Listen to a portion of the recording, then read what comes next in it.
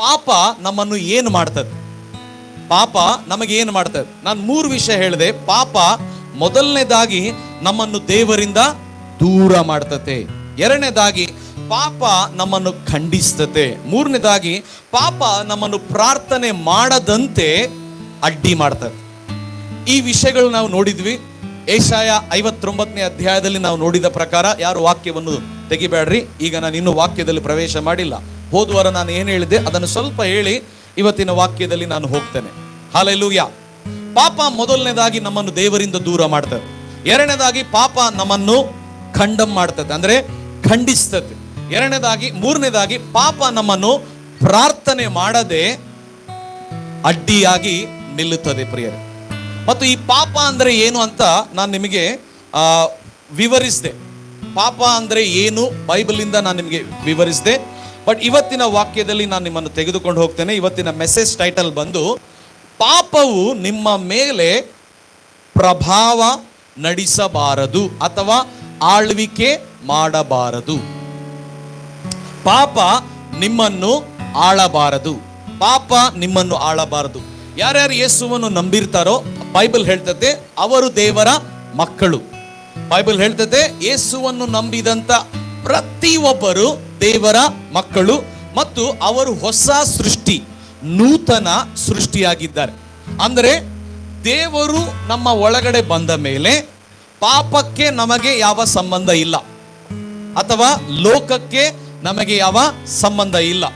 ಆದರೂ ಕೂಡ ಅನೇಕ ವಿಶ್ವಾಸಿಗಳು, ಅನೇಕ ದೇವರ ಮಕ್ಕಳು ಈ ಪಾಪದ ಜೊತೆ ಅನೇಕ ವ್ಯವಹಾರ ಅಥವಾ ಸಮಸ್ಯೆಯಲ್ಲಿ ಹಾದು ಹೋಗ್ತಾ ಇರ್ತಾರೆ. ನನಗೆ ಗೊತ್ತಿಲ್ಲ ನೀವು ಎಷ್ಟು ಜನ ಹಾದು ಹೋಗ್ತಾ ಇದ್ದೀರೋ. ನಾನು ಹೇಳಿದೆ ಹೋದ್ವಾರ ಪಾಪ ಅಂದ್ರೆ ಏನು ಅಂತ. ಕೆಲವರಿಗೆ ಪಾಪ ಅಂದ್ರೆ ಏನಂತ ಅನ್ಕೊಂಡಿದ್ದಾರೆ ಅಂದ್ರೆ ವ್ಯಭಿಚಾರ ಪಾಪ, ಸಿಗರೆಟ್ ಸೇದಿದ್ರೆ ಪಾಪ, ಅಥವಾ ಸರಾಯಿ ಡ್ರಿಂಕ್ಸ್ ಮಾಡಿದ್ರೆ ಪಾಪ, ಅಥವಾ ದೊಡ್ಡದು ಮಾಡಿದ್ರೆ ಪಾಪ ಅಂತ ಕೆಲವರಿಗೆ ಮನಸ್ಸಿನಲ್ಲಿದೆ. ಬಟ್ ಬೈಬಲ್ ಇಂದ ನಾನು ನಿಮಗೆ ಒಂದು ವಚನ ತೋರಿಸಿದೆ ಹೋದ್ವಾರ. ಬಹಳ ಅಪಾಯಕರವಾದ ಈ ವಚನ ಪ್ರತಿ ಸಾರಿ ನಾನು ಓದಿದಾಗ ನನಗೆ ಭಯ ಉಂಟಾಗ್ತದೆ. ನಾನು ಒಬ್ಬ ಸೇವಕನು, ನಾನು ಒಬ್ಬ ಚರ್ಚ್ ಪಾಸ್ಟರ್. ನೋಡ್ರಿ, ಈ ಪಾಪದ ಜೊತೆ ಯಾರು ಕೂಡ ಆಟ ಆಡಬಾರದು ಪ್ರಿಯರೇ. ನಾನು ಹೋದ್ವಾರ ಹೇಳಿದ ಹಾಗೆ ಕರೆಂಟ್ ಜೊತೆ ಯಾರಾದರೂ ಆಟ ಆಡ್ತಾರ? ಯಾರು ಆಟ ಆಡಲ್ಲ. ಈಗ ಒಂದು ವೇಳೆ ಮನಸ್ಸೇ ಬಂದು ಕರೆಂಟ್ ಲೈಟ್ ಕೊಡ್ತಾ ಇದೆ, ಬೆಳಕು ಕೊಡ್ತಾ ಇದೆ, ಇದು ಹೆಂಗಿರ್ತತೆ ಸ್ವಲ್ಪ ಹೋಗಿ ಮುಟ್ಟಿ ನೋಡೋಣ ಅಂತ ಅನ್ಕೊಳ್ರಿ. ಏನಾಗ್ತತೆ? ಮುಟ್ಟಿದ್ರೆ ಏನಾಗ್ತದೆ? ಮನಸ್ಸೇ ಶಾಕ್ ಹೊಡಿತದೆ. ಕರೆಂಟ್ ಜೊತೆ ಯಾರು ಆಟ ಆಡಲ್ಲ ಪ್ರಿಯರೇ. ಹಾಗೆ ಪಾಪದ ಜೊತೆ ನಾವು ಆಟಾಡಕ್ಕೆ ಹೋಗಬಾರದು. ಒಂದು ವಿಶ್ವಾಸಿಯಾಗಿ, ದೇವರ ಮಗನಾಗಿ, ನಾನು ಪಾಪದ ಬಗ್ಗೆ ಹೆಚ್ಚು ಯಾವತ್ತೂ ಕೂಡ ಪ್ರಸಂಗ ಮಾಡಿಲ್ಲ. ಹೋದ್ವಾರ ಸ್ವಲ್ಪ ಆಳವಾಗಿ ನಾನು ಅದನ್ನು ವಿವರಿಸಿದೆ. ಇನ್ನು ದೇವರು ನನ್ನ ಜೊತೆ ಹೇಳ್ದ ಇದ್ರ ಕುರಿತು ಮಾತಾಡು.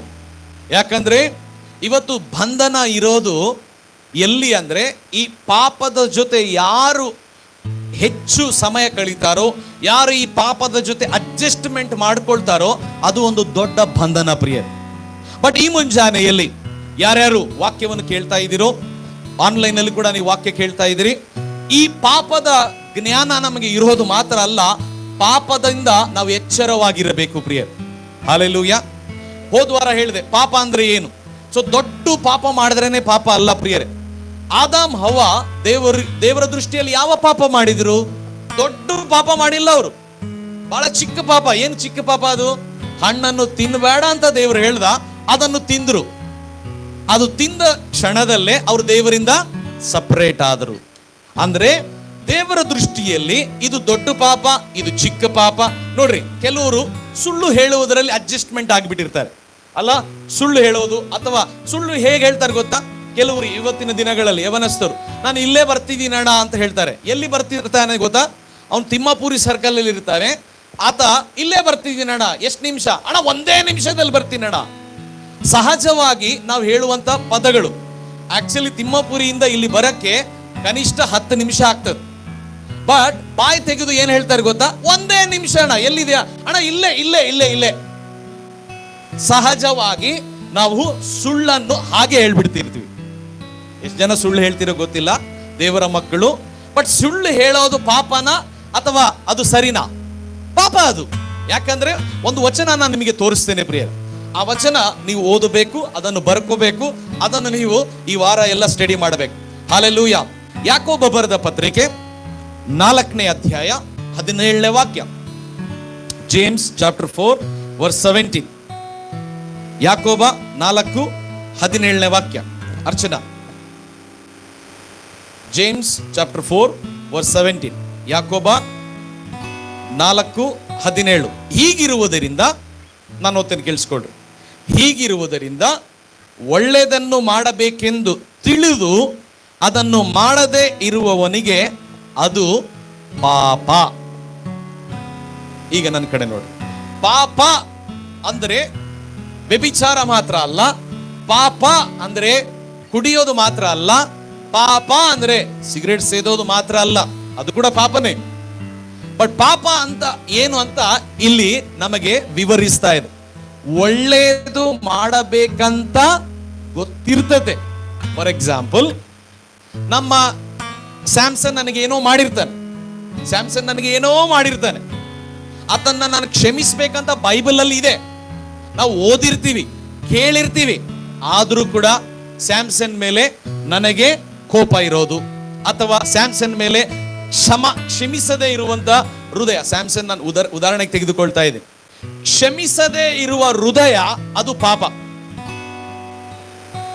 Hallelujah, hallelujah. ಕ್ಷಮಿಸಬೇಕಂತ ಗೊತ್ತು, ಆದ್ರೆ ಕ್ಷಮಿಸಿಲ್ಲ ಅಂದ್ರೆ ಅದು ಪಾಪ. ನಾನು ಹೋದವಾರ ಹೇಳಿದ ಹಾಗೆ, ಒಳ್ಳೇದು ಮಾಡಬೇಕಂತ ಗೊತ್ತಿದ್ರೆ ಕೂಡ ಅದನ್ನು ಮಾಡದೇ ಇದ್ರೆ ಅದು ಪಾಪ.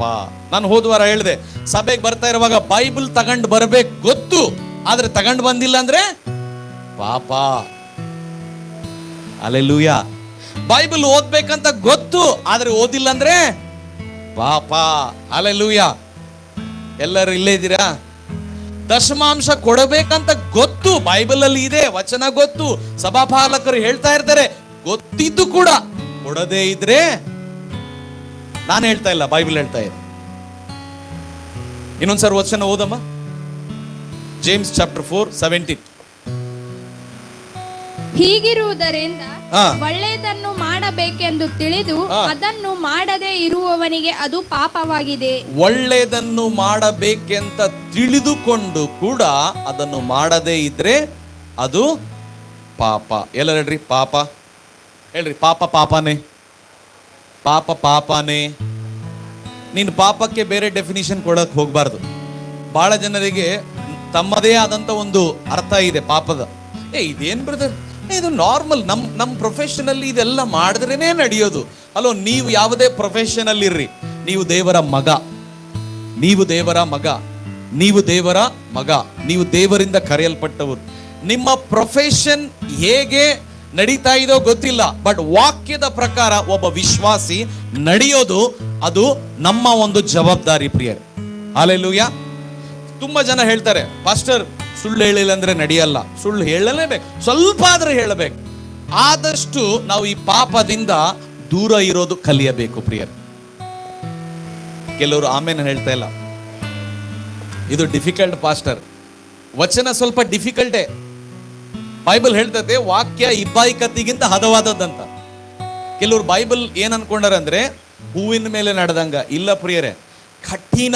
ಅಂದ್ರೆ ಪ್ರತಿ ಸಾರಿ ಈ ವಾಕ್ಯ ನಮಗೆ ಬರ್ತಾ ಇರುವಾಗ ಈ ವಾಕ್ಯದ ಪ್ರಕಾರ ನಾವು ಜೀವಿಸಬೇಕು ಅಂದ್ರೆ ಅಷ್ಟು ಸುಲಭವಾದದ್ದಲ್ಲ, ಆದರೆ ಅಷ್ಟು ಕಷ್ಟ ಕೂಡ ಅಲ್ಲ. ಇವತ್ತು ನಾನು ನಿಮಗೆ ಪಾಪ ನಿಮ್ ಜೀವಿತವನ್ನು ಆಳದಂತೆ ಕೆಲವು ವಚನಗಳು ನಾನು ನಿಮಗೆ ಕೊಡ್ತೇನೆ ಪ್ರಿಯರೇ. ರೋಮ 6ನೇ ಅಧ್ಯಾಯ 14ನೇ ವಚನವನ್ನು ನಾವು ಓದಿಕೊಳ್ಳೋಣ. Romans chapter 6 verse 14. ರೋಮ 6:14. ಬೇಗ ಓದಿ. ಪಾಪವು ನಿಮ್ಮ ಮೇಲೆ ಪ್ರಭುತ್ವ ನಡೆಸಬಾರದು. ಯಾಕಂದರೆ ಪಾಪವು ನಿಮ್ಮ ಮೇಲೆ ಪ್ರಭುತ್ವ ನಡೆಸಬಾರದು. ಈಗ ಇರಿ ಎಲ್ಲ ನನ್ನ ಕಡೆ ನೋಡ್ರಿ. ನೀನ್ ಮೈಕ್ ಕೈಯಲ್ಲಿ ಇಟ್ಕೊ, ನನ್ನ ಕಡೆ ನೋಡ್ರಿ. ಪ್ರಭುತ್ವ ಅಂದ್ರೆ ಏನ್ ಗೊತ್ತಾ? ಆಳೋದು, ರೂಲ್. ನಮ್ಮನ್ನು ಯಾವುದೇ ವಿಷಯ ಆಳ್ತಾ ಇದ್ರೆ ಅದು ಒಂದು ಬಂಧನ. ಎಲ್ಲ ನೋಡ್ರಿ, ಬಂಧನ. ಇಲ್ಲಿ ಬೈಬಲ್ ಹೇಳ್ತೈತೆ ಪಾಪ ನಿಮ್ಮನ್ನು ಪ್ರಭುತ್ವ ನಡೆಸಬಾರದು. ಇದರ ಅರ್ಥ ನಮ್ಮನ್ನು ಯಾರಾದರೂ ಆಳ್ತಾ ಇದ್ರೆ ಅವರು ನಮ್ಮ ಜೀವಿತದ ಯಜಮಾನರು, ಅವರು ನಮ್ಮ ಬಾಸ್. ಇಲ್ಲಿ ಕೆಲವರು ಆಫೀಸಲ್ಲಿ ಕೆಲಸ ಮಾಡ್ತೀರಿ, ಕೆಲವರು ಬ್ಯಾಂಕಲ್ಲಿ ಕೆಲಸ ಮಾಡ್ತೀರಿ, ಇನ್ನು ಕೆಲವರು ಸ್ಕೂಲಲ್ಲಿ ಕೆಲಸ ಮಾಡ್ತೀರಿ, ಇನ್ನು ಕೆಲವರು ಬಿಸ್ನೆಸ್ ಮಾಡ್ತಾ ಇರ್ತೀರಿ. ಬಟ್ ನಿಮ್ಮ ಒಂದು ಆಫೀಸಲ್ಲಿ ಒಬ್ಬರು ಬಾಸ್ ಇರ್ತಾರೆ, ಅವ್ರು ಹೇಳಿದ್ದೇ ನಡೀತದೆ. ಕರೆಕ್ಟ್? ಅವ್ರು ಹೇಳಿದ್ದೇ ನಡೀತದೆ. ಅವ್ರು ಎಷ್ಟು ಗಂಟೆಗೆ ಬಾ ಅಂದ್ರೆ ಅಷ್ಟು ಗಂಟೆಗೆ ಹೋಗ್ಬೇಕು ನೀವು. ಅವರು ಏನಾದರೂ ಹೊಸ ರೂಲ್ಸ್ ತಂದ್ರೆ ಆ ರೂಲ್ಸ್ನ ನಾವು ಫಾಲೋ ಮಾಡಲೇಬೇಕು ಪ್ರಿಯರೇ. ಯಾಕಂದ್ರೆ ಅವರು ನಮ್ಮ ಮೇಲೆ ಇದ್ದಾರೆ. ನಮ್ಮ ಮೇಲೆ ಯಾರು ಇರ್ತಾರೆ? ಅವರು ಯಜಮಾನರು. ಅಂದ್ರೆ ಅವರು ನಮ್ಮನ್ನು ನಡೆಸ್ತಾರೆ, ಅವರು ನಮ್ಮನ್ನು ಹೇಳ್ತಾರೆ ಇದು ಮಾಡಬೇಕು, ಇದು ಮಾಡಬಾರದು. ಇಲ್ಲಿ ಬೈಬಲ್ ಹೇಳ್ತದೆ ಪಾಪವು ನಿಮ್ಮನ್ನು ಪ್ರಭುತ್ವ ನಡೆಸಬಾರದು. ಇದರ ಅರ್ಥ ಪಾಪ ನಿಮ್ಮನ್ನು ಆಳಬಾರದು, ಪಾಪ ನಿಮ್ಮ ಯಜಮಾನ ಆಗಬಾರದು, ಪಾಪ ನಿಮ್ಮನ್ನು ಇದು ಮಾಡು ಇದು ಮಾಡಬಾರದು ಅಂತ ಹೇಳಬಾರದು. ಪಾಪ ಬಹಳ ಅಪಾಯಕರವಾದದ್ದು. ನಾನು ಹೇಳಿದ ಹಾಗೆ ಪಾಪ ನಮ್ಮನ್ನು ದೇವರಿಂದ ದೂರ ಮಾಡ್ತದೆ, ಪಾಪ ನಮ್ಮನ್ನು ಪ್ರಾರ್ಥನೆ ಮಾಡದೆ ಬಿಡ್ತದೆ, ಪಾಪ ನಮ್ಮನ್ನು ಯಾವಾಗ್ಲೂ ಖಂಡಿಸ್ತದೆ. ಈ ಪಾಪ ಅಪಾಯಕರವಾದದ್ದು ಎಂದು ಗೊತ್ತಿದ್ದು ಕೂಡ ಪಾಪ ಮಾಡ್ತಿದ್ರೆ ನಮ್ಮಷ್ಟು ಮೂರ್ಖರು ಯಾರು ಅಲ್ಲ ಪ್ರಿಯರೇ. ನನ್ನ ಪ್ರಾರ್ಥನೆ, ನಮ್ಮ ಸಭೆಯಲ್ಲಿರುವ ಪ್ರತಿಯೊಬ್ಬರು ಈ ಪಾಪದಿಂದ ದೂರ ಇದ್ದು ದೇವರಕ್ಕಾಗಿ ಈ ಗುಲ್ಬರ್ಗದಲ್ಲಿ, ಕರ್ನಾಟಕದಲ್ಲಿ ದೊಡ್ಡ ಕೆಲಸಗಳು ಮಾಡಬೇಕು. ಆಮೇನ್, ಹಲ್ಲೆಲೂಯಾ. ಎಷ್ಟೋ ಜನರು ಈ ಪಾಪ ಹೆಂಗಿರ್ತತೆ ಅಂತ ಸ್ವಲ್ಪ ಮುಟ್ಟಕ್ಕೆ ಹೋಗಿ ಅಲ್ಲೇ ಸಿಕ್ಕಿ ಹಾಕಿಕೊಂಡಿದ್ದಾರೆ ಪ್ರಿಯರೇ. ಏನ್ ಮಾಡ್ತತೆ ಗೊತ್ತಾ? ಈ ಪಾಪ ಮೊದಲು ದೇವರು ನಮ್ಮ ಜೀವಿತದಲ್ಲಿ ಇಟ್ಟಿರುವಂತ ಉದ್ದೇಶಗಳನ್ನು ಮಾಡದಂತೆ, ಅದರಲ್ಲಿ ಜೀವನ ಮಾಡದಂತೆ ಈ ಪಾಪ ನಮ್ಮನ್ನು ಆಳ್ತದೆ. ಬಟ್ ಈ ಮುಂಜಾನೆಯಲ್ಲಿ ಪಾಪ ನಿಮ್ಮನ್ನು ಆಳದಂತೆ ದೇವರು ನಿಮಗೆ ಸಹಾಯವನ್ನು ಮಾಡುತ್ತಾನೆ. ಆಮೇನ್, ಹಲ್ಲೆಲೂಯಾ. ಇಲ್ಲಿ ಕುಂದದ ಪ್ರತಿಯೊಬ್ಬ ಜೀವಿತದಲ್ಲಿ ದೇವರು ಒಂದು ಪ್ರಣಾಳಿಕೆ ಇಟ್ಟಿದ್ದಾನೆ ಪ್ರಿಯರೇ. ನಿಮ್ಮ ಭವಿಷ್ಯತ್ ಅದ್ಭುತವಾಗಿರ್ತದೆ. ನಿಮ್ಮ ಬಗ್ಲಿಗಿರೋರು ಕಡ್ರಿ, ನಿಮ್ಮ ಭವಿಷ್ಯತ್ ಅದ್ಭುತವಾಗಿರ್ತದೆ. ಹಲ್ಲೆಲೂಯಾ. ಚಿಂತೆ ಮಾಡಬೇಡ್ರಿ, ನಿಮ್ಮ ಭವಿಷ್ಯತ್ ಅದ್ಭುತವಾಗಿರ್ತದೆ, ನಿಮ್ಮ ಮಕ್ಕಳ ಭವಿಷ್ಯತ್ ಅದ್ಭುತವಾಗಿರ್ತದೆ.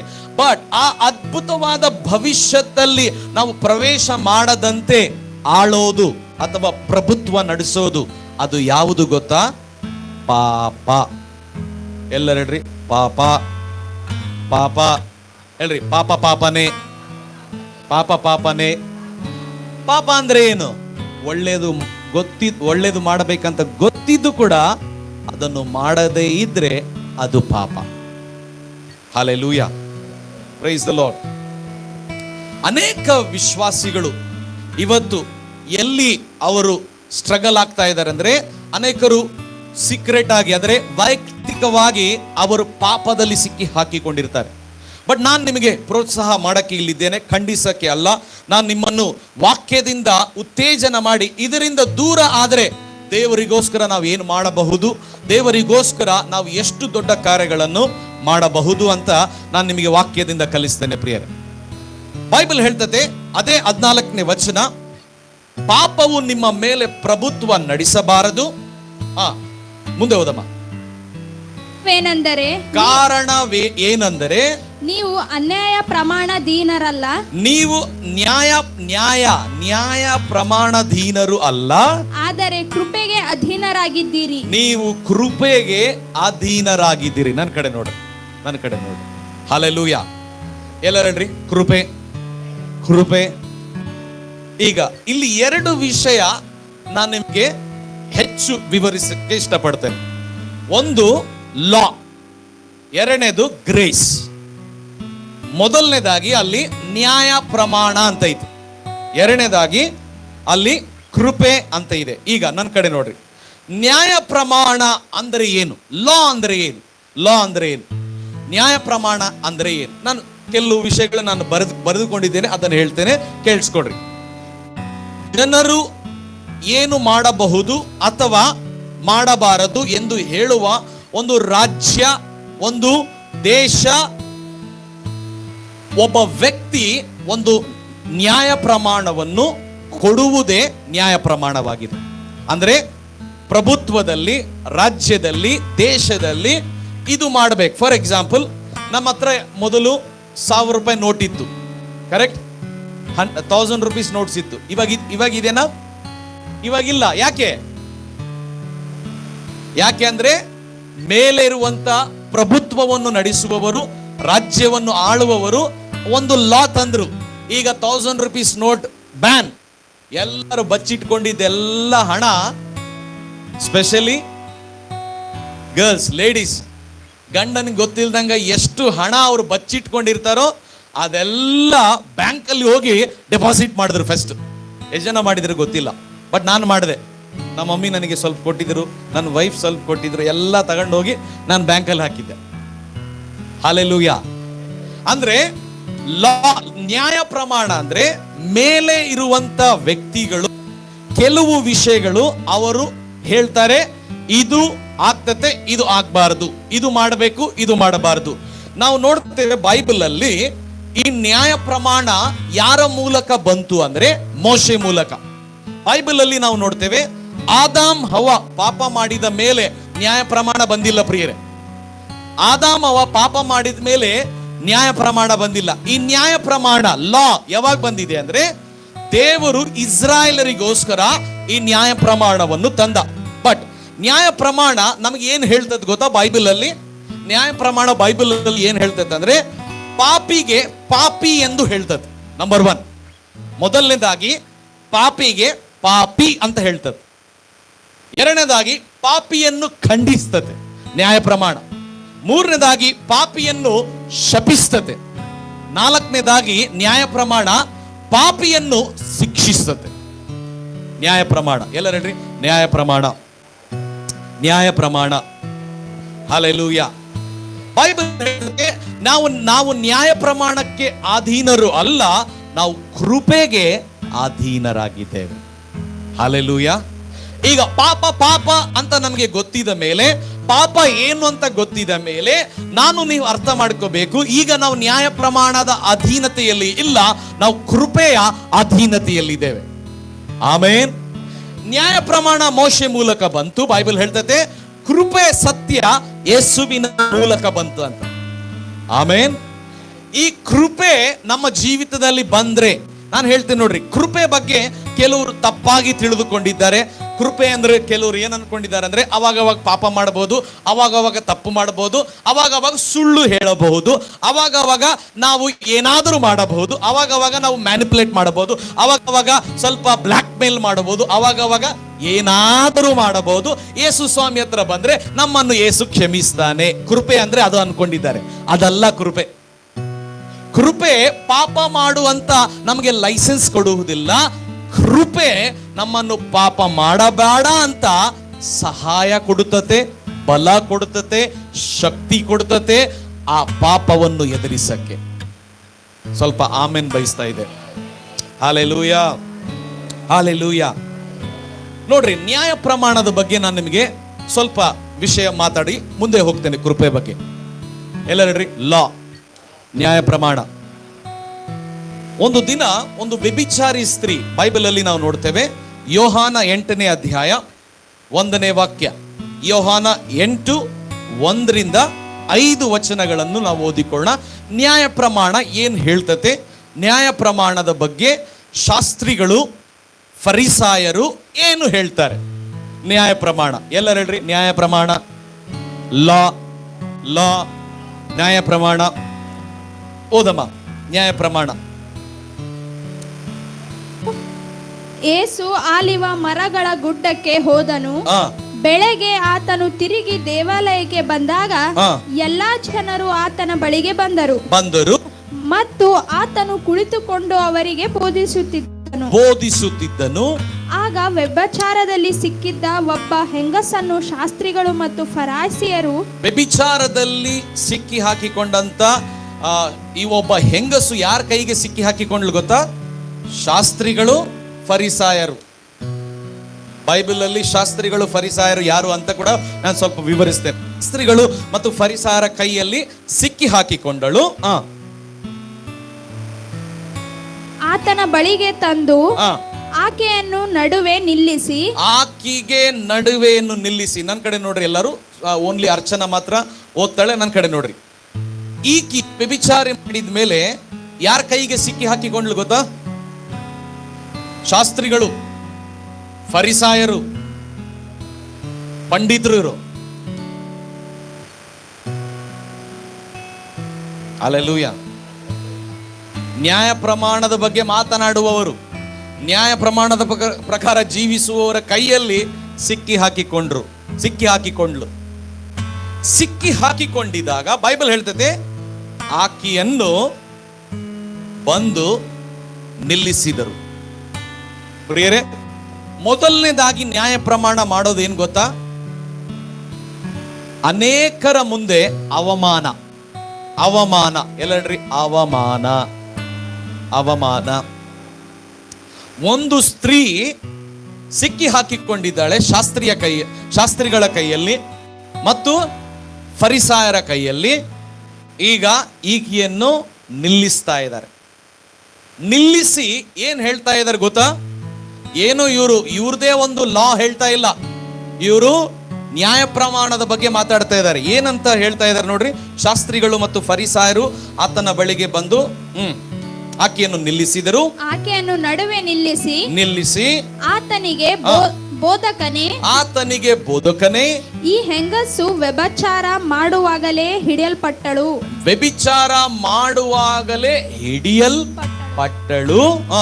ಇಂಥವರು ಕಲ್ಲೆಸೆದು ಕೊಲ್ಲಬೇಕೆಂದು ಮೋಶೆಯು ನ್ಯಾಯ ಪ್ರಮಾಣದಲ್ಲಿ ನಮಗೆ ಅಪ್ಪಣೆ ಕೊಟ್ಟಿದ್ದಾನೆ. ಮೋಶೆಯು ನ್ಯಾಯ ಪ್ರಮಾಣದಲ್ಲಿ ನಮಗೆ ಅಪ್ಪಣೆ ಕೊಟ್ಟಿದ್ದಾನೆ. ಹಲ್ಲೆಲೂಯಾ. ಆದರೆ ನೀನು ಇದಕ್ಕೆ ಏನು ಹೇಳುತ್ತಿ ಅಂತ ಅವರು ಕೇಳ್ತಾರೆ. ಈಗ ನನ್ನ ಕಡೆ ನೋಡಿ. ಈ ಸ್ತ್ರೀ ಮಾಡಿದ್ದು ತಪ್ಪು. ಎಲ್ಲಡ್ರಿ, ತಪ್ಪು, ಪಾಪ. ಹಲ್ಲೆಲೂಯಾ. ಪಾಪ ಮಾಡಿದ ಮೇಲೆ ಮೋಶೆಯ ಧರ್ಮಶಾಸ್ತ್ರದಲ್ಲಿ ಬರೆದಿರುವ ಪ್ರಕಾರ, ನ್ಯಾಯ ಪ್ರಮಾಣದಲ್ಲಿ ಬರೆದಿರುವ ಪ್ರಕಾರ, ಒಂದು ಪಾಪಿಯನ್ನು ಅಥವಾ ವ್ಯಭಿಚಾರ ಮಾಡಿದವರನ್ನು ನಿಲ್ಲಿಸಿ ಕಲ್ಲೆಸೆದು ಸಾಯುವವರೆಗೆ ಹೊಡಿಬೇಕು. ಇದು ನ್ಯಾಯ ಪ್ರಮಾಣ. ಇಲ್ಲಿ ಏನ್ ಕಾಣ್ತಾ ಇದೀವಿ ಗೊತ್ತಾ? ಇಲ್ಲಿ ನಾವು 3-4 ವಿಷಯಗಳು ಕಾಣ್ತಾ ಇದ್ದೇವೆ. ಒಂದು, ಖಂಡನೆ. ಎರಡನೇದು, ಅಲ್ಲಿ ಶಾಪ. ಮೂರನೇದು, ಅಲ್ಲಿ ಶಿಕ್ಷೆಗಾಗಿ ಇವರೆಲ್ಲರೂ ನಿಂತುಬಿಟ್ಟಿದ್ದಾರೆ. ಹಲ್ಲೆಲೂಯಾ. ಯಾರು ಇವರು? ಶಾಸ್ತ್ರಿಗಳು, ಫರಿಸಾಯರು, ನ್ಯಾಯ ಪ್ರಮಾಣವನ್ನು ಪಾಲಿಸುವವರು. ಈಗ ಆಕೆಯನ್ನು ಖಂಡಿಸಬೇಕು, ಶಿಕ್ಷಿಸಬೇಕು, ಒಡಿಬೇಕು, ಸಾಯಿಸಬೇಕು. ಪ್ರಿಯರೇ, ನ್ಯಾಯ ಪ್ರಮಾಣ ಯಾವಾಗ್ಲೂ ನಮ್ಮನ್ನು ಖಂಡಿಸ್ತದೆ. ನಾನು ನಿಮ್ಮನ್ನು ಬೇಡಿಕೊಳ್ತೇನೆ, ನಿಮ್ಮ ಮಕ್ಕಳನ್ನು ಯಾವತ್ತು ಖಂಡಿಸಕ್ಕೆ ಹೋಗ್ಬೇಡ್ರಿ. ಖಂಡನೆ ಅನೇಕರನ್ನು ಮರಣದ ಕಡೆ ತೆಗೆದುಕೊಂಡು ಹೋಗ್ತದೆ. ಇವತ್ತು ಬಹಳ ಜನ ಯಾಕೆ ಸೂಸೈಡ್ ಮಾಡ್ಕೊಳ್ತಾರೆ ಗೊತ್ತಾ? ಇವತ್ತು ಯಾಕೆ ಬಹಳ ಜನ ಒಬ್ಬರೇ ಇರ್ತಾರೆ ಗೊತ್ತಾ? ಲೋನ್ಲಿಯಾಗಿ. ಒಂದೇ ಒಂದು ಕಾರಣ ಪ್ರಿಯರೇ, ಕಂಡಮ್ನೇಷನ್. ಎಲ್ಲಿಂದ ಖಂಡನೆ? ಮನೆಯಿಂದ ಖಂಡನೆ, ಹೊರಗಡೆಯಿಂದ ಖಂಡನೆ, ಸಮಾಜದಿಂದ ಖಂಡನೆ. ಬಹುಶಃ ಪಾಪ ಮಾಡಿರಬಹುದು, ತಪ್ಪು ಮಾಡಿರಬಹುದು, ಅಥವಾ ಬಿದ್ದಿರಬಹುದು. ನಾವು ಮನುಷ್ಯರ ಆದ ಮೇಲೆ ಬಿದ್ದಿರಬಹುದು. ಆದರೆ ಈ ಪಾಪ ಮಾಡಿದಿ ಖಂಡನೆ ಎಲ್ಲಿ ಒಬ್ಬ ವ್ಯಕ್ತಿಯನ್ನು ನಾವು ಹೇಳ್ತಾ ಇದ್ರೆ ಆ ವ್ಯಕ್ತಿ ಬದುಕಕ್ಕೆ ಇಷ್ಟಪಡಲ್ಲ ಈ ಲೋಕದಲ್ಲಿ. ಬಹುಶಃ ನೀವು ಈ ಖಂಡನೆಯಲ್ಲಿ ಹಾದು ಹೋಗ್ತಾ ಇರಬಹುದು. ಜನರು ನಿಮ್ಮ ಕುರಿತು, ಪಾಸ್ಟ್ ಕುರಿತು, ಅಥವಾ 10 ವರ್ಷದ ಹಿಂದೆ, ಅಥವಾ 20 ವರ್ಷದ ಹಿಂದೆ, ಅಥವಾ 5 ವರ್ಷದ ಹಿಂದೆ ನಿಮ್ಮ ಕುರಿತು ಏನೋ ಹೇಳಿ ನಿಮ್ಮನ್ನು ನಿಲ್ಲಿಸಿರಬಹುದು, ನಿಮ್ಮನ್ನು ಖಂಡಿಸ್ತಾ ಇರಬಹುದು. ಬಟ್ ನಾನು ನಿಮಗೆ ಒಂದು ಶುಭ ಸಮಾಚಾರ ಹೇಳಕ್ಕೆ ಇಷ್ಟಪಡುತ್ತೇನೆ. ನಾವು ಈಗ ನ್ಯಾಯ ಪ್ರಮಾಣದ ಅಧೀನತೆಯಲ್ಲಿ ಇಲ್ಲ, ನಾವು ಈಗ ಕೃಪೆಯ ಅಧೀನತೆಯಲ್ಲಿ ಇದ್ದೇವೆ. ಆಮೇನ್. ಹಲ್ಲೆಲೂಯಾ. ನಾವು ಪಾಪದಲ್ಲಿ ಸಿಕ್ಕಿ ಹಾಕಬಾರದು ಪ್ರಿಯರೇ. ಈ ಕೃಪೆ ನಮಗೆ ಏನು ಮಾಡ್ತದೆ ಗೊತ್ತಾ? ಬೈಬಲ್ ಹೇಳ್ತದೆ, ಕೃಪೆಯ ಕುರಿತು ಅನೇಕ ವಚನಗಳು ಬರೆಯಲ್ಪಟ್ಟಿದೆ. ಬಟ್ ಈ ಸ್ತ್ರೀ ಅಲ್ಲಿ ನಿಂತಿದ್ದಾಳೆ. ಶಿಕ್ಷೆ, ಖಂಡನೆ, ಶಾಪ, ದೂಷಣೆ. ಇವತ್ತು ಈ ಒಂದು ಸನ್ನಿವೇಶ ನಿಮ್ ಜೀವಿತದಲ್ಲಿ ಕೂಡ ಇರಬಹುದು ಪ್ರಿಯರೇ. ಶಿಕ್ಷೆ ಹಾಕಕ್ಕೆ ಕೆಲವರು ಕಾಯ್ತಾ ಇರಬಹುದು. ತಪ್ಪು ಯಾವಾಗ ಮಾಡ್ತಾರಂತ ಜನರು ನಿಮ್ಮನ್ನು ತಪ್ಪು ಹಿಡಿಯಕ್ಕೆ, ಅಥವಾ ನಿಮ್ಮ ಆಫೀಸಲ್ಲಿ, ನಿಮ್ಮ ಕೆಲಸದಲ್ಲಿ ಎಲ್ಲೋ ನಿಮ್ಮನ್ನು ಸಿಕ್ಕಿ ಹಾಕ್ಸ್ಬೇಕಂತ ವೇಟ್ ಮಾಡ್ತಾ ಇರಬಹುದು. ಬಟ್ ನಾನು ನಿಮ್ಮನ್ನು ಪ್ರೋತ್ಸಾಹ ಮಾಡಕ್ಕೆ ಇಷ್ಟಪಡುತ್ತೇನೆ. ನೀವು ನ್ಯಾಯ ಪ್ರಮಾಣದ ಅಧೀನತೆಯಲ್ಲಿ ಇಲ್ಲ, ನ್ಯಾಯ ಪ್ರಮಾಣದ ಕೆಳಗಡೆ ಇಲ್ಲ, ನೀವು ಕೃಪೆಯ ಕೆಳಗಡೆ ಇದ್ದೀರಿ. ಆಮೇನ್, ಹಲ್ಲೆಲೂಯಾ. ನಮ್ಮನ್ನು ರಕ್ಷಿಸಿದ್ದು ನ್ಯಾಯ ಪ್ರಮಾಣ ಅಲ್ಲ ಪ್ರಿಯರೇ, ದೇವರ ಕೃಪೆ ನಮ್ಮನ್ನು ರಕ್ಷಿಸಿದೆ. Amen, hallelujah. ಯೇಸು ಸ್ವಾಮಿ ಬರುವುದಕ್ಕಿಂತ ಮುಂಚೆವರೆಗೆ ನ್ಯಾಯ ಪ್ರಮಾಣ ಆಳ್ತಾ ಇತ್ತು ಜನರನ್ನು. ಅಂದ್ರೆ ಖಂಡನೆ, ಶಿಕ್ಷೆ, ಶಾಪ, ದೂಷಣೆ ಇವೆಲ್ಲ ಯೇಸು ಸ್ವಾಮಿ ಬರುವುದಕ್ಕಿಂತ ಮುಂಚಿತವಾಗಿ ವರೆಗೆ ಇತ್ತು ಈ ಲೋಕದಲ್ಲಿ. ಬಟ್ ಯೇಸು ಬಂದಿದ ಮೇಲೆ, ಯೇಸು ಕ್ರೂಜೆ ಮೇಲೆ ಸತ್ತ ಮೇಲೆ, ಯೇಸು ಕ್ರೂಜೆ ಮೇಲೆ ರಕ್ತ ಸುರಿಸಿದ ಮೇಲೆ, ಯೇಸು ಮರಣ ಹೊಂದಿದ ಮೇಲೆ, ಯೇಸು ಹೂಣಲ್ಪಟ್ಟಿದ ಮೇಲೆ, ಯೇಸು ಮರಣದಿಂದ ಎಬ್ಬಿಸಲ್ಪಟ್ಟಿದ ಮೇಲೆ, ಈಗ ನನ್ನನ್ನು ನಿಮ್ಮನ್ನು ನ್ಯಾಯ ಪ್ರಮಾಣ ಆಳೋದು ಅಲ್ಲ, ಪಾಪ ಆಳೋದು ಅಲ್ಲ, ಕೃಪೆ ನಮ್ಮನ್ನು ಆಳುವಂತದಾಗಿದೆ.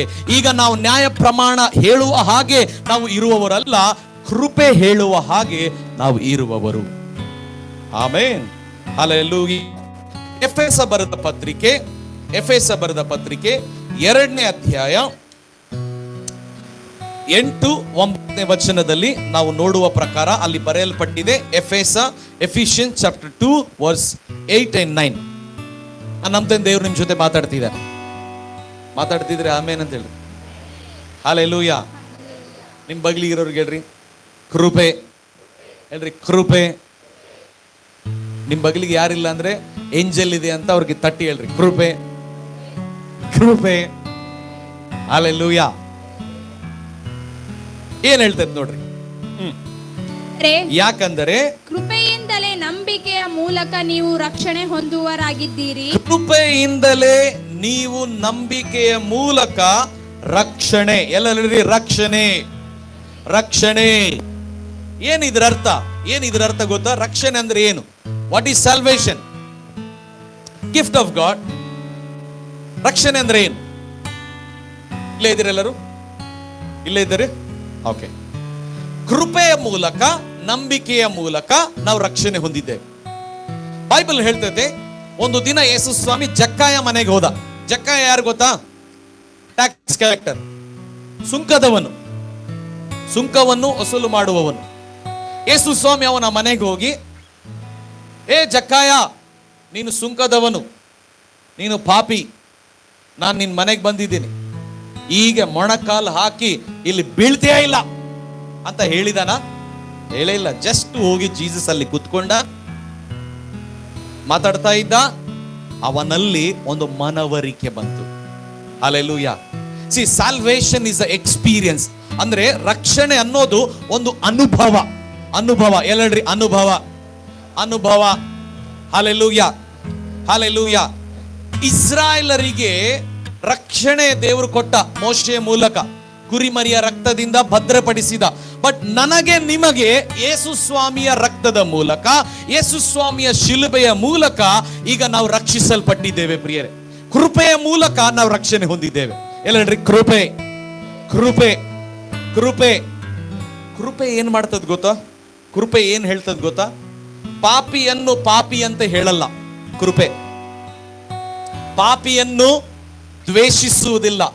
ಪಾಪಿಯನ್ನು ಕೃಪೆ ಪ್ರೀತಿಸ್ತದೆ. ಒಂದು ಹೇಳಿಕೆ ಈ ರೀತಿಯಲ್ಲಿ ಯಾರೋ ಹೇಳಿದ್ರು, ದೇವರು ಅಥವಾ ಕೃಪೆ, ದೇವರು ಪಾಪವನ್ನು ದ್ವೇಷಿಸ್ತಾನೆ, ಪಾಪಿಗಳನ್ನು ಪ್ರೀತಿಸುತ್ತಾನೆ.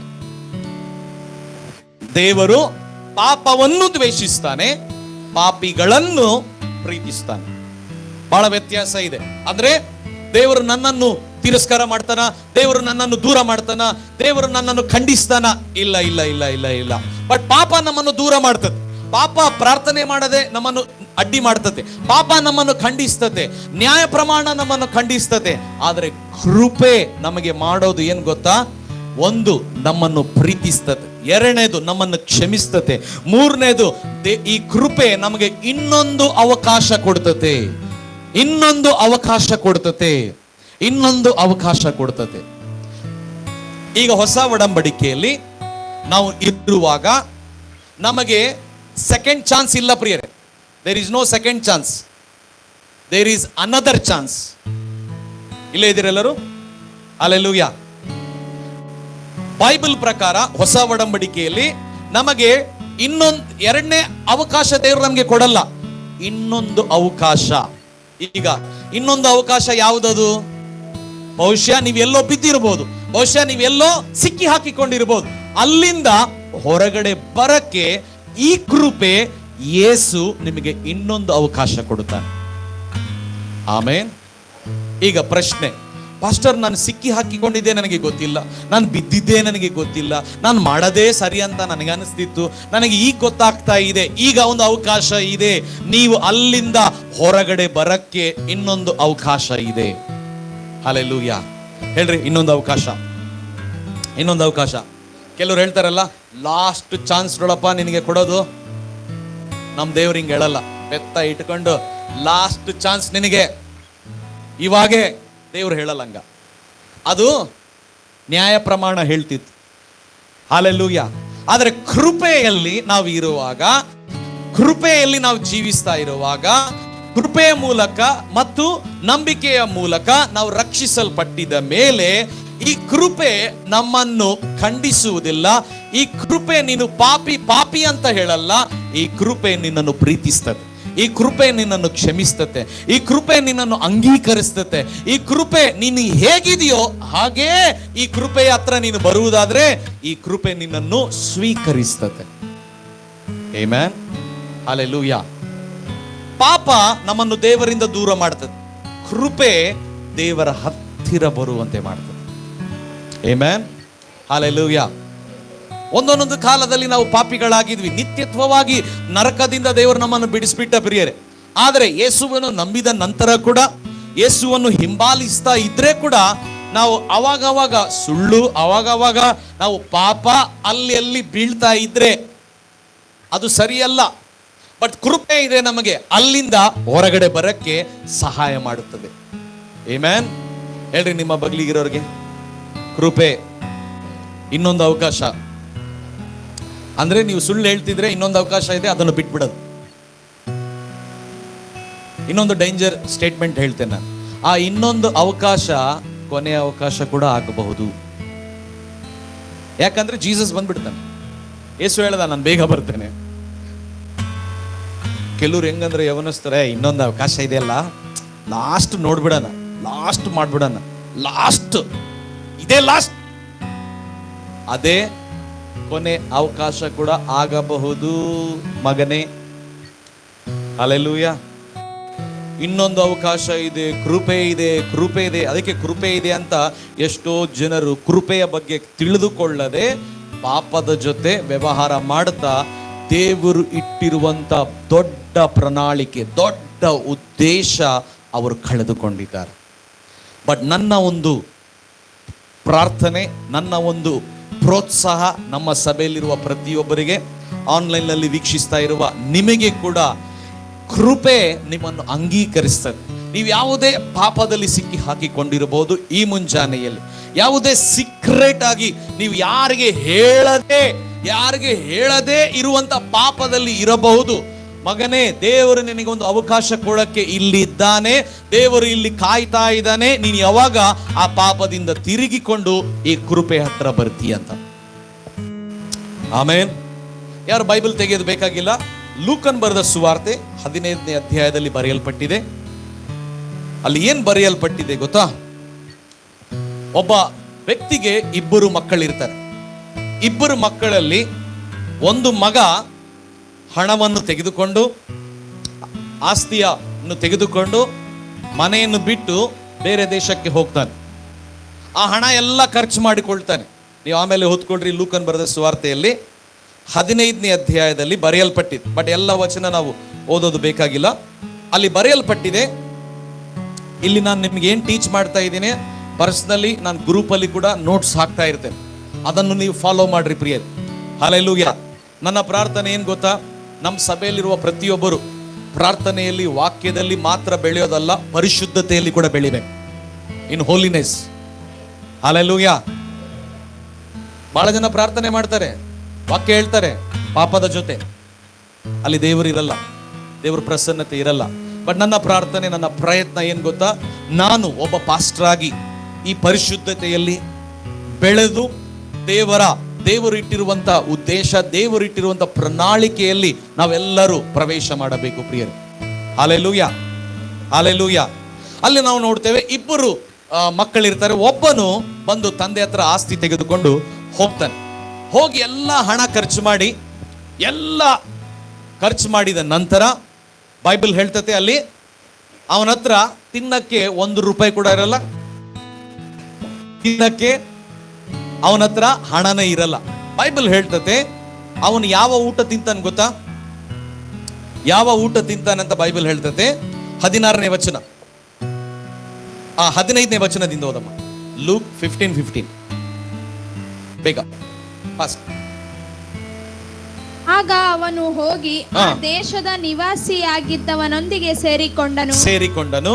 ಆ ಮನುಷ್ಯನು ಹಂದಿಗಳನ್ನು ಮೇಯಿಸುವುದಕ್ಕೆ ಅವನನ್ನು ತನ್ನ ಹೊಲಗಳಿಗೆ ಕಳಿಸಿದನು. ಮತ್ತು ಅವನು ಹಂದಿಗಳನ್ನು ತಿನ್ನುತ್ತಿದ್ದ ಹೊಟ್ಟೆದಿಂದಾದರೂ ತನ್ನ ಹೊಟ್ಟೆಯನ್ನು ತುಂಬಿಸಿಕೊಳ್ಳುವುದಕ್ಕೆ ಇಷ್ಟಪಟ್ಟನು. ಆದರೆ ಯಾವನು ಅವನಿಗೆ ಕೊಡಲಿಲ್ಲ. ಅವನಿಗೆ ಬುದ್ಧಿ ಬಂದಾಗ ಅವನು ತನ್ನ ತಂದೆಯ ಎಷ್ಟೋ ಕೂಲಿಯಾಳಿಗಳಿಗೆ ಸಾಕಾಗಿ ಉಳಿಯುವಷ್ಟು ಆಹಾರವಿದೆಯಲ್ಲ, ನಾನಾದರೂ ಹಸಿವೆಯಿಂದ ಸಾಯ್ತಾ ಇದ್ದೇನೆ. ಇವನು ಯಾರು ಗೊತ್ತಾ? ಒಳ್ಳೆ ಫ್ಯಾಮಿಲಿಯಲ್ಲಿ ಇದ್ದಂತ ವ್ಯಕ್ತಿ. ಕೊನೆಗೆ ಅವನ ಪರಿಸ್ಥಿತಿ ಎಂತ ಪರಿಸ್ಥಿತಿ ಬಂತು ಗೊತ್ತಾ? ಯವನಸ್ಥರು ಜಾಗ್ರತೆ ಕೇಳಿಸ್ಕೊಡ್ರಿ. ನಿಮ್ಮ ತಂದೆ ತಾಯಿಗೆ ನೀವು ಯಾವತ್ತೂ ಕೂಡ ನಿರ್ಲಕ್ಷ್ಯವಾಗಿ ತೆಗೆದುಕೋಬೇಡ್ರಿ. ಯಾವತ್ತೂ ನಿರ್ಲಕ್ಷ್ಯ ತೆಗೆದುಕೋಬೇಡ್ರಿ. ನಿಮ್ಮ ತಂದೆಯ ಮನೆ, ಇವನ ತಂದೆಯ ಮನೆಯಲ್ಲಿ ಅವನಿಗೆ ಆಳುಗಳಿದ್ರಂತ. ಅಂದ್ರೆ ಇವನು ಬೆಡ್ರೂಮ್ ಅಲ್ಲಿ ಕೂತ್ಕೊಂಡ್ರೆ ಬೆಡ್ ಕಾಫಿ ಬರ್ತಿತ್ತು ಇವನಿಗೆ, ಅಲ್ಲೇ ಬ್ರೇಕ್ಫಾಸ್ಟ್. ಹಲ್ಲೆಲೂಯಾ.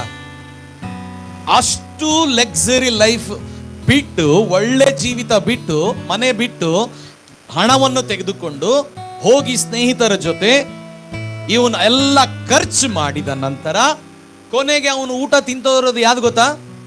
ಹಂದಿ. ಯಾವತ್ತನ ನೋಡಿರ್ಯಾ ಹಂದಿಗಳು ತಿನ್ನೋದು? ಸತೀಶ್, ಮನಸ್ಸೇ ನೋಡಿರ್ಯಾ? ವಾಸನೆ ಹೆಂಗಿರ್ತದ ಗೊತ್ತಾ? ಅದು ಅಸಹ್ಯ. ಹಲ್ಲೆಲೂಯಾ. ಈ ವ್ಯಕ್ತಿ ಆ ಹಂದಿಗಳು ತಿನ್ನುವ ಊಟವನ್ನು ತಿಂತ ಏನು ನೆನಪು ಮಾಡಿಕೊಂಡ ಗೊತ್ತಾ? ಅಪ್ಪ, ನನ್ನ ತಂದೆಯ ಮನೆಯಲ್ಲಿ ಎಷ್ಟು ಆರಾಮ್ ಜೀವಿತ ಬಿಟ್ಟು ನಾನು ಇಲ್ಲಿ ಬಂದು ದೊಡ್ಡ ತಪ್ಪು ಮಾಡಿಬಿಟ್ಟಿದ್ದೇನೆ, ನಾನು ಈಗ ಸಾಯ್ತಾ ಇದ್ದೇನೆ ಅಂತ ಅವನಲ್ಲಿ ಅನಿಸ್ತಂತದ್ದು. ಎಲ್ಲ ಹೇಳ್ರಿ, ಅವನಿಗೆ ಅನಿಸ್ತು. ದೇವರಿಗೆ ಸ್ತೋತ್ರ, ಅವನಿಗೆ ಅನಿಸ್ತು.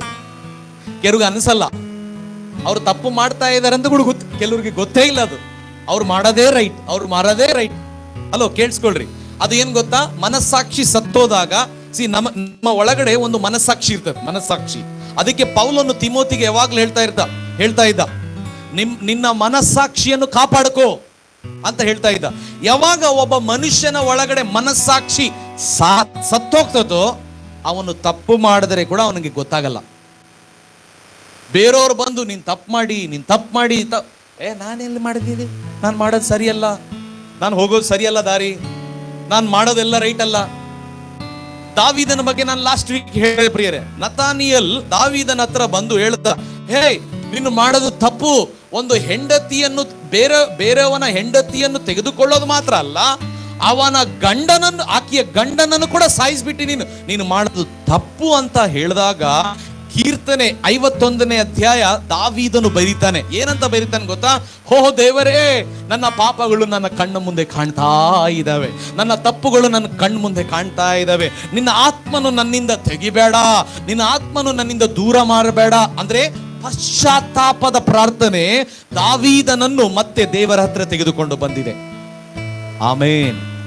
ಇವನಿಗೆ ಕೂಡ ಅನಿಸ್ತಾ ಇದೆ, ನಾನು ಅಲ್ಲಿ ಸರಿಗಿದ್ದೆ, ಅಲ್ಲಿ ಆರಾಮ್ ಜೀವಿತ ಇದ್ದೆ, ಆದ್ರೆ ನಾನು ದೊಡ್ಡ ತಪ್ಪು ಮಾಡಿಬಿಟ್ಟಿದ್ದೆ. ಹೇಳ್ರಿ, ಅವನಿಗೆ ಅನಿಸ್ತು. ನನ್ನ ಪ್ರಶ್ನೆ, ನಿನಗೆ ಅನಿಸ್ತತ ನೀನ್ ತಪ್ಪು ಮಾಡಿದ್ರೆ? ನಿನಗೆ ಅನಿಸ್ತತ ನೀನ್ ತಂದೆ ತಾಯಿಗೆ ಗೌರವ ಕೊಡದೆ? ನಿನಗೆ ಅನಿಸ್ತತ ನೀನು ಮಕ್ಕಳಿಗೆ ದುಃಖ ಕೊಟ್ರೆ ನಿನಗೆ ಅನಿಸ್ತದ, ನೀನು ಬೇರೆಯವ್ರಿಗೆ ಮ್ಯಾನಿಪುಲೇಟ್ ಮಾಡಿದ್ರೆ ನಿನಗೆ ಅನಿಸ್ತದ ಇದು ರಾಂಗ್, ಇದು ರಾಂಗ್, ಇದು ರಾಂಗ್ ಅನಿಸ್ತದ. ಅನಿಸ್ತಾ ಇದ್ರೆ ಅದು ಒಳ್ಳೇದು. ಅನಿಸ್ತಾ ಇಲ್ಲ ಅಂದ್ರೆ ದೇವರು ನಿಮಗೆ ಇನ್ನೊಂದು ಅವಕಾಶ ಕೊಡ್ತಾನೆ. ದೇವರ ಕಡೆ ತಿರುಗಿಕೊಂಡು ನಿಮ್ಮ ಮನಸ್ಸಾಕ್ಷಿಯನ್ನು ಕಟ್ಕೋಬೇಕು.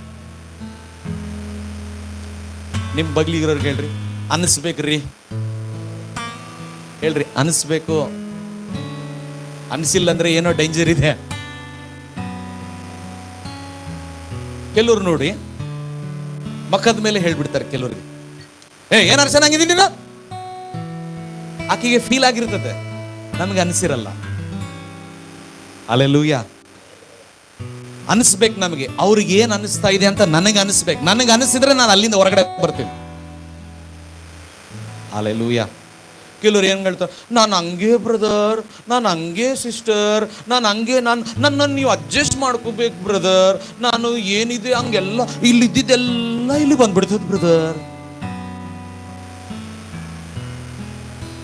ಹಿಂಗೆ ಹೇಳಿದವ್ರು ನೋಡಿರೆ, ನನಗೆ ಹಂಗೆ. ಸೊ ನಾನು ಹಂಗೆ ಅಲ್ಲ, ನಿನಗೆ ಅನಿಸ್ಬೇಕು ನೀನ್ ತಪ್ಪು ಮಾಡಿದೀಯ ಅಂತ. ಇದು ಖಂಡನೆ ಅಂದ್ರೆ ನಿನ್ನನ್ನು ಸೂಸೈಡ್ ಮಾಡ್ಕೊಳ್ಳಕ್ಕಲ್ಲ, ನೀನು ಆ ತಪ್ಪಿಂದ ಹೊರಗಡೆ ಬರಕ್ಕೆ ಇವನಿಗೆ ಅನಿಸ್ತು. ಎಲ್ಲ ಹೇಳ್ರಿ ಅನಿಸ್ಬೇಕು, ಹೇಳ್ರಿ ಅನಿಸ್ಬೇಕು. ಹಲ್ಲೆಲೂಯಾ. ದೇವರು ನನಗೆ ಒಂದು ವರ ಕೊಟ್ಟಿದ್ದಾನೆ.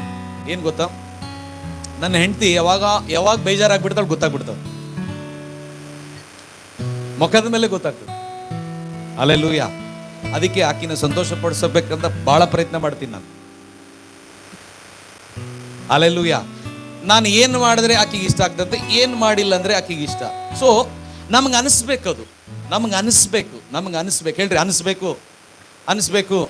ಕೆಲವರು ಹೇಳ್ತಾರೆ, ಅಣ್ಣ ನನ್ಗೆ ಗೊತ್ತೇ ಇಲ್ಲ, ಅವ್ರು ಹಂಗೆ ಅನ್ಕೊಂಡ್ರು ನಾನೇನು ಮಾಡ್ಕೋಬೇಕು, ಅವ್ರು ಹಂಗೆ ಅನ್ಕೊಂಡ್ರೆ ನಾನೇನು ಮಾಡ್ಬೇಕು, ನಾನು ಅವ್ರ ಹಂಗೆ ಮಾಡ್ಕೋ. ಸಂಬಂಧಗಳು ಕೆಟ್ಟೋಗ್ತಾವ, ಜೀವಿತ ಹೋಗ್ತದೆ. ಹಲ್ಲೆಲೂಯಾ. ಅದೇ ಸ್ವಭಾವ ದೇವರ ಹತ್ರ ಕೂಡ ನಿನಗಿದ್ರೆ, ಅದೇ ಸ್ವಭಾವ ನೀನು ಪಾಪ ಮಾಡ್ತಾ ಇದ್ರೆ, ತಪ್ಪು ಮಾಡ್ತಾ ಇದ್ರೆ ಕೂಡ ನಿನಗೆ ಅನಿಸಿಲ್ಲ ಅಂದ್ರೆ ಏನೋ ಡೇಂಜರ್ ಇದೆ. ಇವನಿಗೆ ಅನಿಸ್ತು. ಎಲ್ಲ ಹೇಳ್ರಿ ಅನಿಸ್ತು. ಬೈಬಲ್ ಹೇಳ್ತತೆ, ಲಾಂಗ್ ಸ್ಟೋರಿ ಶಾರ್ಟ್ ಆಗಿ ಹೇಳಿ ನಾನು ಮುಗಿಸ್ತೇನೆ. ಅನಿಸಿದಾಗ ಅವನು ಏನ್ ಮಾಡ್ದ ಗೊತ್ತಾ, ಅವನು ಎಲ್ಲಿದ್ದ, ಏನ್ ತಿಂತಾ ಇದ್ದ, ಯಾವ ಸ್ಥಿತಿಯಲ್ಲಿದ್ದ, ಆ ಸ್ಥಳ ಬಿಟ್ಟು ತಂದೆಯ ಮನೆಗೆ ಹೋಗಕ್ಕೆ ಸಿದ್ಧ ಮಾಡಿಕೊಂಡ. ಅವನು ಅನ್ಕೊಳ್ತಾ ಇದ್ದಾನೆ, ಒಂದು ವೇಳೆ ನಾನು ಮನೆಗೆ ಹೋದ್ರೆ ನಮ್ಮಪ್ಪ ನನಗೆ ಸೇರಿಸ್ಕೊಳ್ತಾನೋ ಇಲ್ಲೋ, ಒಂದು ವೇಳೆ ಸೇರಿಸ್ಕೊಂಡ್ರೆ ಕೂಡ ನನ್ನ ಮಗ ಆಗಕ್ಕೆ ಅರ್ಹನಲ್ಲ, ನಾನು ಮಗ ಆಗಕ್ಕೆ ಯೋಗ್ಯನಲ್ಲ, ಒಂದು ವೇಳೆ ಒಂದು ಆಳಾಗಿ ಕೆಲಸ ಮಾಡಕ್ಕೆ ಕೂಡ ನಾನು ತಂದೆಯ ಮನೆಯನ್ನು ಆಯ್ಕೆ ಮಾಡ್ತೇನೆ. ಜಾಗ್ರತೆ ಕೇಳಿಸ್ಕೊಡ್ರಿ ಪ್ರಿಯರೇ. ಇವನು ಏನ್ ಅನ್ಕೊಂಡ ಗೊತ್ತಾ, ತಂದೆಯ ಮನೆಗೆ ಪ್ರವೇಶ ಮಾಡುವಾಗ ಒಂದು ಆಳಾಗಿ ಹೋಗ್ಬೇಕು ಅಂತ ಅನ್ಕೊಂಡ. ಬೈಬಲ್ ಹೇಳ್ತತೆ, ಅವನು ತಂದೆಯ ಮನೆಯ ಡೋರ್ ಹೊಡೆದಾಗ, ಬೈಬಲ್ ಹೇಳ್ತತೆ ಡೋರ್ ಓಪನ್ ಮಾಡಿದಾಗ ತಂದೆ ಅವನಿಗೋಸ್ಕರ ಕಾಯ್ತಾ ಇದ್ದ ಅಂತ, ಅವನನ್ನು ಸೇರಿಸಿಕೊಂಡ ಅಂತ. ಅದು ಮಾತ್ರ ಅಲ್ಲ, ಅವನಿಗಿದ್ದಿದ್ದೆಲ್ಲ ಕೆಟ್ಟ ಬಟ್ಟೆ ಎಲ್ಲ ತೆಗೆದು ಹಾಕಿ, ಹೊಲಸು ಬಟ್ಟೆ ತೆಗೆದು ಹಾಕಿ ಅವನನ್ನು ಕುಂದಿರಿಸಿ ಹೊಸ ಬಟ್ಟೆಗಳನ್ನು ಕೊಟ್ಟು, ಮತ್ತೆ ಉಂಗುರವನ್ನು ಕೊಟ್ಟು, ಮತ್ತೆ ಆ ಮನೆಗೆ ಒಂದು ಮಗನ ಅಧಿಕಾರವನ್ನು ವಾಪಸ್ ಆ ಮಗನಿಗೆ ಕೊಟ್ಟ. ಹಲ್ಲೆಲೂಯಾ. ನಿಮ್ ಸ್ಥಳದಲ್ಲಿ ಇದ್ದಿದ್ರೆ ನಾನು ಚಪ್ಪಾಳೆ ತಡ್ತಿದ್ದೆ. ಇದು ಕೃಪೆ. ಹೇಳ್ರಿ ಕೃಪೆ. ಹಲ್ಲೆಲೂಯಾ. ತಂದೆ, ನೀವು ನೋಡ್ರಿ ಬೈಬಲ್ ಓದ್ರಿ, ತಂದೆ ಅವನಿಗೆ ಬರ್ತಾನೆ, ನಾನು ಹೇಳಿದೆ ನೀನು ಹೋಗ್ಬೇಡ ಅಂತ ಹೇಳಿದೆ, ನನ್ನ ಮಾತು ಕೇಳಿಲ್ಲ, ಅದು ಖಂಡನೆ, ಅದು ನ್ಯಾಯ ಪ್ರಮಾಣ. ಅಲ್ಲೋ ಕೇಳಿಸ್ಕೊಡ್ರಿ. ಈ ತಂದೆ ಏನ್ ಮಾಡ್ದ ಗೊತ್ತಾ, ಅವನು ಮಾಡಿದ್ದು ತಪ್ಪುಗಳೆಲ್ಲ ಅಳಿಸ್ಬಿಟ್ಟು, ಕ್ಷಮಿಸ್ಬಿಟ್ಟು, ಅವನಿಗೆ ಹೊಸ ಬಟ್ಟೆಗಳನ್ನು ಕೊಟ್ಟು, ಉಂಗುರವನ್ನು ಕೊಟ್ಟು, ಮತ್ತೆ ಮಗನ ಸ್ಥಾನವನ್ನು ಕೊಟ್ಟಿದ್ದಾನೆ. ಇದು ಕೃಪೆ. ಹೇಳ್ರಿ ಇದು ಕೃಪೆ. ಹೇಳ್ರಿ ಕೃಪೆ ಇದೆ ನನಗೆ. ಹಲ್ಲೆಲೂಯಾ. ದೇವರು ನಮ್ಮನ್ನು ಅಂಗೀಕರಿಸ್ತಾನೆ, ಇನ್ನೊಂದು ಅವಕಾಶ ಕೊಡ್ತಾನೆ. ಯಾವುದೇ ಪಾಪದಲ್ಲಿ ನೀವು ಈ ಮುಂಜಾನೆಯಲ್ಲಿ ಸಿಕ್ಕಿ ಹಾಕಿಕೊಂಡಿದ್ರೆ, ಈ ಮುಂಜಾನೆಯಲ್ಲಿ ಯಾವುದೇ ನಿಮಗೆ ಗೊತ್ತಿಲ್ದಂಗ ದೇವರು ನಿಮಗೆ ಸಹಾಯ ಮಾಡ್ತಾನೆ. ದೇವರು ನಿಮಗೋಸ್ಕರ ಕಾಯ್ತಾ ಇದ್ದಾನೆ. ಯವನಸ್ಥರೇ, ಎಲ್ಲ ಜನರು ದೇವರು ಕೇಳಿಸ್ಕೊಳ್ರಿ, ನನ್ನಿಂದ ಹಿಡಿದು ಒಂದು ವೇಳೆ ನಾವು ತಪ್ಪು ಮಾಡಿದ ಮೇಲೆ ನಮಗೆ ಗೊತ್ತಾದ್ರೆ ಅಲ್ಲೇ ಇರದೆ ನಾವು ಅಲ್ಲಿಂದ ವಾಪಸ್ ಬಂದ್ರೆ ಈ ತಂದೆ ನಮ್ಮನ್ನು ಸೇರಿಸ್ಕೊಳ್ತಾನೆ. ಆಮೆನ್. ಹಲ್ಲೆಲೂಯಾ. ಕೃಪೆ ನಮ್ಮನ್ನು ಕ್ಷಮಿಸ್ತತೆ. ಕೃಪೆ ನಮ್ಮನ್ನು ಪ್ರೀತಿಸ್ತತೆ, ಕೃಪೆ ನಮಗೆ ಅಂಗೀಕರಿಸ್ತತೆ, ಕೃಪೆ ನಮ್ಮ ತಪ್ಪುಗಳೆಲ್ಲ ಅಳಿಸಿಬಿಟ್ಟು ಒಂದು ಹೊಸ ಜೀವಿತ ಈ ಕೃಪೆ ಕೊಡ್ತದೆ. ಆಮೆನ್. ಒಂದು ಸಾರಿ ಈ ಕೃಪೆಗಾಗಿ ಗಟ್ಟಿಯಾಗಿ ಚಪ್ಪಾಳೆ ತಟ್ಟಿ. ಆಮೆನ್. ಹಲ್ಲೆಲೂಯಾ. ಕೃಪೆ ಇದೆ ನಮ್ಮೆಲ್ಲರಿಗೆ. ಈ ಕೃಪೆ ಕಡೆ ನೀವು ಬರುವುದಾದರೆ ದೇವರು ನಿಮ್ಮನ್ನು ಸೇರಿಸ್ಕೊಳ್ತಾರೆ. ಒಂದು ವೇಳೆ ಪ್ರಾರ್ಥನೆ ಜೀವಿತ ಬಿದ್ದು ಹೋಗಿದೆ, ಒಂದು ವೇಳೆ ನೀವು ಮೊಬೈಲಲ್ಲಿ ಬೇಕಾಗಿಲ್ದ ವಿಷಯಗಳು ನೋಡ್ತಾ ಇದ್ದೀರಿ, ಬೇಕಾಗಿಲ್ದು ಸ್ನೇಹಿತರು ನಿಮಗಿದ್ದಾರೆ, ಬೇರೆಯವ್ರ ಬಗ್ಗೆ ಕೆಟ್ಟದ್ದು ಮಾತಾಡೋರು ಇದ್ದಾರೆ, ಗಾಸಿಪ್ಸ್ ಮಾತಾಡೋರು ಇದ್ದಾರೆ, ಇದರೆಲ್ಲದರಿಂದ ನಾನು ಹೊರಗಡೆ ಬರ್ಬೋದಾ? ಬರಕ್ಕೆ ಅವಕಾಶ ಇದೆ. ಈ ಕೃಪೆ ನಿಮಗೋಸ್ಕರ ಕಾಯ್ತಾ ಇದೆ. ಬನ್ನಿ ಪ್ರಿಯ.